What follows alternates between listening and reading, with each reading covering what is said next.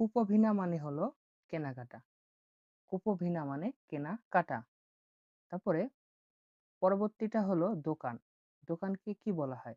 বলা হয় প্রদা প্রদা প্রদা ভ ভটা উচ্চারণ হবে প্রধাভ নিঃসা প্রধাভ নিঃসা প্রধাভ নিঃসা মানে হলো দোকান।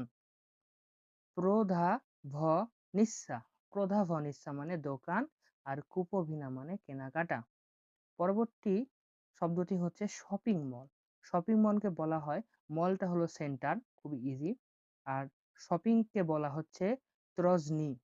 ত্রজনি মানে হলো শপিং। শপিং মলকে বলা হয় ত্রজনি সেন্টার। ত্রজনি সেন্টার মানে শপিং মল। পরবর্তী শব্দটি হলো ক্রেতা। ক্রেতাকে কি বলা হয়? ক্রেতাকে বলা হয় কুপাস।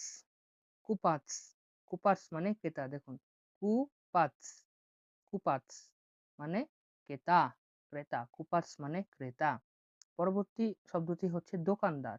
দোকানদারকে বলবো সেমে। দেখেন এখানে কি বলছিলাম, প্রদা ভনিসা। প্রদা ভনিসা মানে দোকান, এবং দোকানদার তাহলে কি হবে?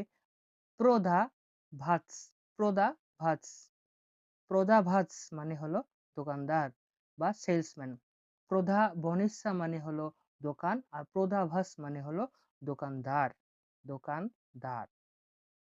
এবার আমরা দেখবো পণ্যকে বলা হয় কি? পণ্যকে বলা হয় রোবা। রোবা মানে হলো পণ্য। রোবা মানে পণ্য।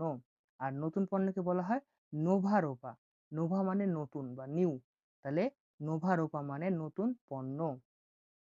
পুরনো পণ্যকে কি বলে? পুরনো স্তারা। স্তারা মানে হলো পুরনো বা ওল্ড।